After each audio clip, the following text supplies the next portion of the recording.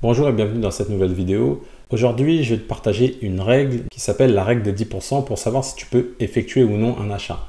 Ça te permet de définir si au niveau financier, tu peux te permettre tel ou tel achat. C'est vraiment une règle qui va être un garde-fou pour te dire, bah non, peut-être que là je dépense trop, peut-être qu'il ne faudrait pas que je dépense. La vidéo, elle va être assez courte, mais je trouve que c'est une notion très importante qui peut pas mal t'aider. Donc vraiment, suis bien jusqu'à la fin de la vidéo parce que je suis persuadé que cette règle-là va énormément t'aider. Donc cette règle-là, elle est pour les achats du quotidien.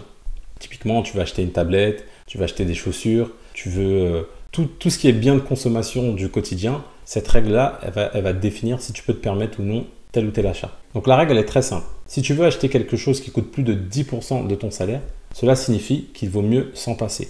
En gros, si tu effectues un achat qui représente plus de 10% de ton salaire, tu devrais stopper cet achat-là. Attention, ça ne veut pas dire que si c'est en dessous de 10%, que tu peux faire tous les achats du monde. Non, c'est juste, il faut tout de même que ton budget, il faut tout de même que ça rentre dans ton budget. C'est-à-dire que tu ne dépenses pas plus que tes revenus. Ça, c'est la base du budget.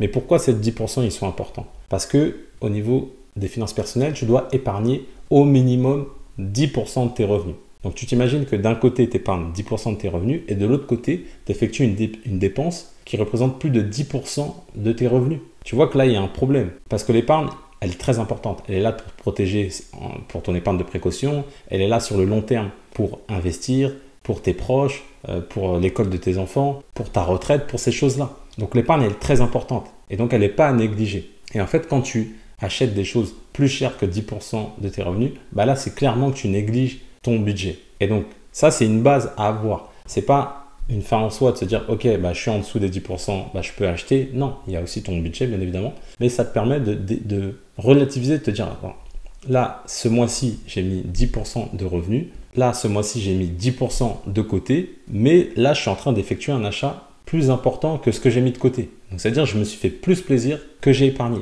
Et il faut qu'il y ait un équilibre. Tu peux te faire plaisir, bien évidemment, mais il faut qu'il y ait un équilibre. Il ne faut pas que tu te fasses très plaisir au détriment de ton épargne. Comme je t'ai dit, tu as vu l'importance de ton épargne. Typiquement, on va dire que tu gagnes 2000 € et que tu veux faire un achat à 250 €. Et bien là, ça veut dire que tu vis au-dessus de tes moyens, clairement. C'est simple. Parce que là, ça représente plus de 10% de tes revenus. Mais attention, je ne dis pas que tu ne dois pas effectuer l'achat. Je ne dis pas que tu ne dois pas te faire plaisir. Mais ce que tu vas faire, c'est que tu vas préparer cet achat-là. Le principe du budget, c'est de l'anticipation. Plutôt que d'acheter sur des coups de tête, tu vas anticiper l'achat. Donc, ce que tu vas faire, c'est que tu vas mettre de côté. Tu vas mettre le premier mois 125 € de côté, le deuxième mois 125 € de côté, et au bout de ce deuxième mois-là, tu vas pouvoir acheter ce qui te fait plaisir.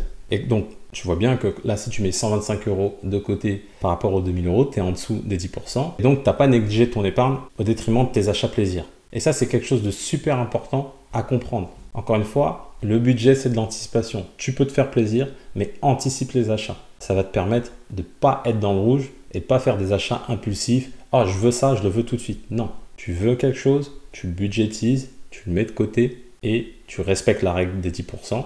Et une fois que c'est bon, tu l'achètes. Et là, tu te seras fait plaisir, mais ça sera un plaisir mérité, pas un plaisir d'impulsion. Je te remercie d'avoir suivi cette vidéo. Si tu as aimé la vidéo, mets-moi un petit pouce bleu, ça fait toujours plaisir. Si tu as des questions, tu as les commentaires qui sont là pour ça, tu n'hésites pas, je réponds à tous les commentaires sans exception. Avant de partir également, n'oublie pas de télécharger ta fiche budget planner, donc tu as le lien dans la description de la vidéo qui va te permettre de calculer ton budget sur le principe du budget base zéro. Donc je t'offre cette fiche-là totalement gratuitement. Également, abonne-toi à la chaîne, clique sur la cloche, je publie 1 à 2 vidéos par semaine et je te dis à bientôt dans une prochaine vidéo.